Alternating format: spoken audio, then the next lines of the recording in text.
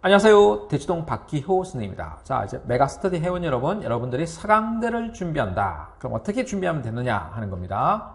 자, 25년 9월 8일 원서 접수를 하게 됩니다. 구모치고 곧장 원서 접수를 하는데 인문계열은 16일 일요일날 시험 치니까 한 이틀 정도 수능 치고 준비할 시간적 여유가 되지만 서강대는 그렇게 이틀 만에 준비할 수는 없어요. 그래서 여러분이 늦어도 9월, 10월에 서강대 기출문제를 좀 풀어볼 필요가 있습니다. 수능 치고는 이제 예상 문제로 공부를 해야죠. 자, 자연계열 학생들은 금방 시험을 치네요. 수능 치고. 논술 100%로 변한 게 특징. 자, 물론 그전에도 사실상 논술 100%에 가까웠어요. 여기서 뭐 총점 순으로 합격자를 선발하는데 동점자일 경우 2번 문항 점수 우수자를 뽑는데요. 무슨 뜻이에요? 2번 문항이 고득점이라는 소리예요. 즉 여기는 인문, 사회 계열과요, 경영, 경제 계열로 나눠서 시험을 치는데 1번 문제, 2번 문제 이렇게 돼 있죠. 다음에 1번 문제, 2번 문제 이렇게 돼 있어요. 그러면 2번 문항이 60%, 1번 문항이 40% 배점이 되는 거예요. 그래서 배점이 높은 2번 문항 우수자를 동점자를 선발한다 이런 뜻입니다. 자, 그런데 2번 문항도 동점일 경우에는 둘 다 선발한다 이거예요. 야, 2번 문항을 일단 잘 쓰고 봐야 되겠네. 그런데 여기서 특징이 뭐냐면 인문사회 경영 경제가 요 문항이 사실상 이제 비슷한 사회과학에서 출제가 범위가 되고요. 자, 이게 계열 문항이에요. 이게 공통 문항이고, 그럼 이건 공통 문항이고요. 계열 문항으로 인문학적 주제가 나옵니다. 그러니까 국어 교과에서 봤던 독서나 그 다음에 화작, 그 다음에 문학 이런 데에서 나오고요. 사회탐구 교과서에서 나오는 거 주로 윤리가 나오겠죠. 자, 이건 사회과학이니까 정법이 나올 수도 있고요. 사회문화가 나올 수도 있고요. 또 윤리가 나올 수도 있고요. 자, 뭐 심지어 지리가 나올 수도 있어요. 자, 이쪽은 특화 과목으로 경제교과에서 출제가 됩니다. 그래서 인문사회 학생들은 뭐 여기 기출문제만 풀어서는 합격을 못하니 경영 경제 문제 중에 1번은 필수로 풀어보시고요. 2번은 또 다른 대학을 위해서 또 공부할 필요가 있죠. 경영 경제 학생들은 여기 인문사회 문제 풀어보는 게 크게 도움이 됩니다. 서강대 유형의 패턴을 공부하는 데 도움이 된다 이런 뜻이에요. 수능 체제를 맞춰야 되겠죠. 자, 보통 경쟁률은 100대 1. 그런데 수능 체제를 맞추면 한 33대 1 이렇게 됩니다. 그래서 삼합치를 만드는 게 굉장히 중요한데 국어는 여러분이 뭐 화작을 선택하든 언매를 선택하든 상관이 없어요. 수학도 미적을 선택하든 또는 확통을 선택하든 상관이 없고, 영어 그리고 사탐을 선택하든 과탐을 선택하든 잘한 거 한 과목을 반영해요. 자, 이렇게 했을 때 삼합치를 만들면 되는 겁니다. 자, 삼합치를 만든다 그랬을 때 내가 탁월하게 영어 1등급에 탐구 1등급이다. 그럼 이게 삼합7이니까 야, 이거 뭐 5등급 받고 이거 7등급 받아도 되는 구조가 되는 거잖아. 뭐 이런 극단적인 경우는 없겠지만 이런 경우는 있겠지. 3등급, 2등급, 2등급 이렇게 해서 삼합7이 만들어지는 경우도 있겠죠. 물론 국어가 뭐 4등급이면 수학이 3등급 되면 되니까 이렇게 되겠죠. 이렇게 해서 삼합7을 만드세요. 이걸 만들면 100대 1을 30대 1로 줄일 수 있다. 이제 30대 1은 논술로 통과를 해야 된다. 이거. 근데 야, 이 대학이 참 엄청난 대학인 이유가 학폭의 배점 1호만 받아도 100점을 까버리고 2호 처분부터는 과락을 만들어버려. 그러니까 무시무시한 대학이야. 그러니까 학폭은 아예 학교를 안 시키겠다는 뜻이야. 다른 대학에 비해서 감점폭이 엄청 크다는 뜻이야, 지금. 11월 16일, 자, 이제 인문계가 시험 치면 입실 시간은 30분 전에, 시험 시간 30분 전에 100분 동안 치는데 4시부터 치는 게 인문, 영문, 사회과학, 지식융합, 미디어. 그리고 7시부터 치는 게 경제학과와 경영학부야. 그러면 이제 여러분들이 막 긍정회로를 돌려 16일 일요일, 자, 16일 일요일 막 오전, 오후, 저녁 이렇게 각이 나오는 거야. 아, 이거 서강대 서강대 경영학과 뭐 7시? 오케이. 뭐, 자, 그 다음에 오전에 고대. 그럼 이 경희대 이렇게 점프 이런 친구도 있을 거야. 굉장히 무리수다. 물론 이럴 수는 있겠지. 이럴 수는 있어. 어떻게 하냐.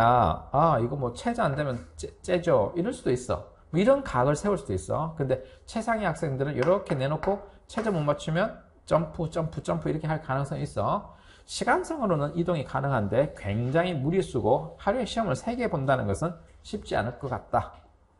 하루에 1개 보거나 2개 보는 거, 뭐 오전에 하나, 그 시간 텀을 한 3시간, 4시간 다음에 또 오후에 1개, 이 정도는 될 것 같은데 막 3개씩 무리수를 두는 것은 이동할 때도 좀 문제가 있을 것 같고 머리도 이렇게 식힐 시간적 여유가 없고 너무 긴장 속에서 실력 발휘가 안 될 수 있다.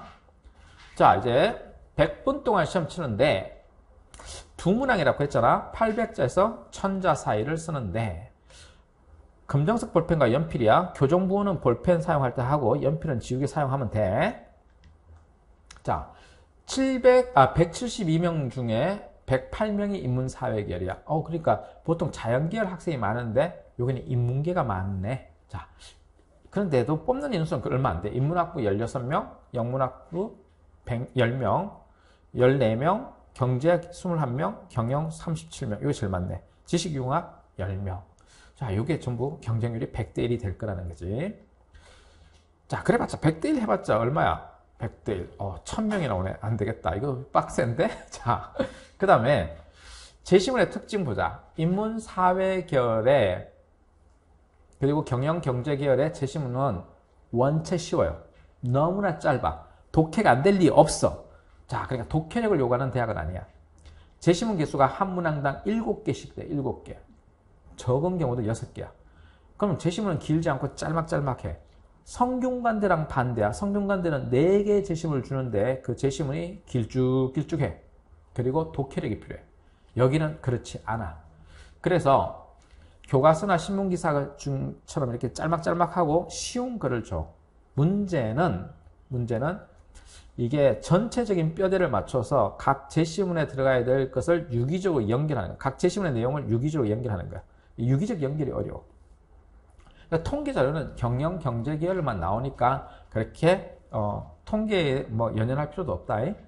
가끔 문학이 나와. 자, 출제 유형을 보면 비교, 설명, 비판, 대안 제시 이렇게 나온다. 이게 복합적으로 또 단계적으로 해결해야 되는 거야. 그래서 여러분 어떻게 하면 되느냐? 일단 핵심을 파악해.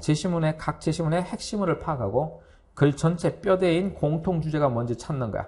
그리고 그 공통 주제를 기반으로 해서 문제가 요구하는 게 대안 제시면 대안 제시에 맞춰서 글을 쓴다든가 이런 식으로 요약할 부분과 강조할 부분을 잘 체크해서 묻는 말에 대해서 딱딱딱 그 키워드를 써내려가는 게 맞아. 그래서 키워드형 채점이라고 생각하면 돼.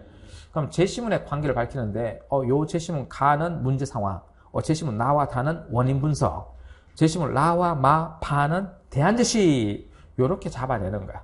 그래서 하나의 완성된 통일된 글을 쓰면 이게 서론, 본론, 결론을 반드시 쓰는 게 아니고 서론 역할을 하는, 즉 문제 제기하는 단락, 그럼 그때 뭐 제시문 가와 나를 사용한다든가 그 다음에 본론에 해당하는 단락 역할을 하는 거, 그때는 뭐 원인 분석하고 대안 제시하는 거 이런 식으로 찾아내면 된다. 그래서 비교형, 그다음 설명 평가는 기본이고 비교형, 대안 추론형 이런 데서 비교 기준, 그 다음에 추상적 해결 방안과 구체적 방법 이런 거 잡아내야 되는데 반드시 배경 지식이 아닌 제시문에 있는 단어, 제시문에 있는 내용을 기반으로 써야 된다. 그래서 제시문의 핵심 키워드를 잡아내는 게 포인트다. 자, 이제 공통적으로 거시적인 시각에서 전체적인 공통 주제를 잡았다. 오케이. 그 다음에 여러분은 어떻게 해야 되느냐.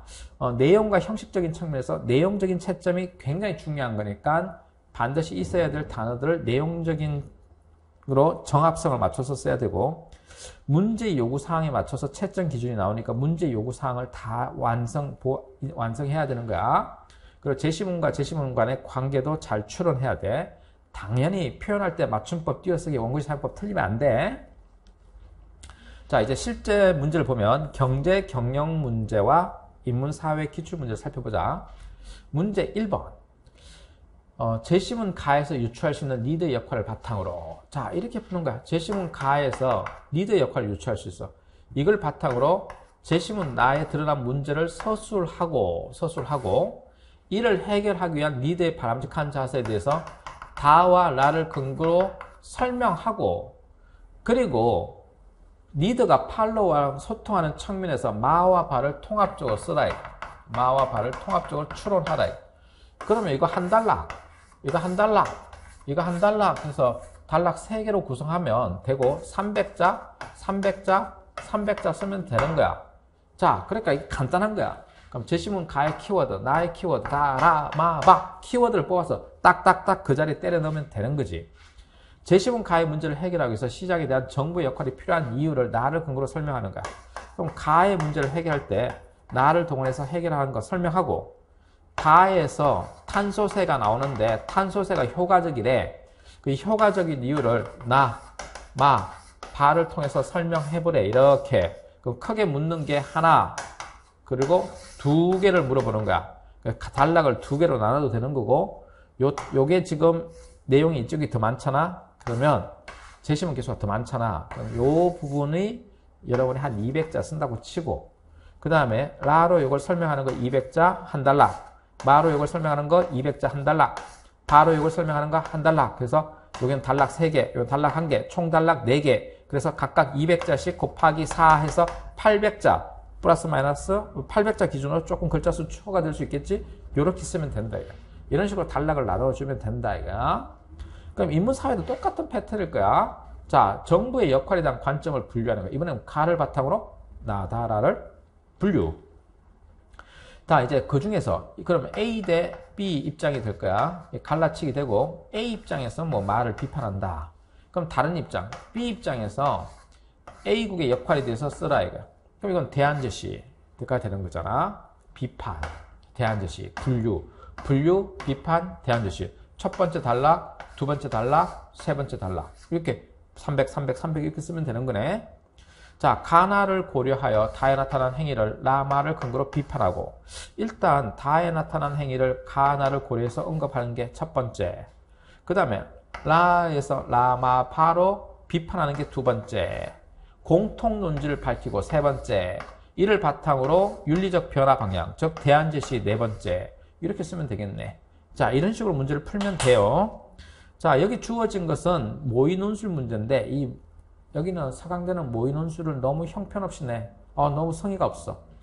이게 경영 경제가 1번, 2번 내야 되고 인문사회가 1번, 2번 내야 되는데 어떻게 내느냐. 딸랑 한 문제씩 맛배기만 보여줘.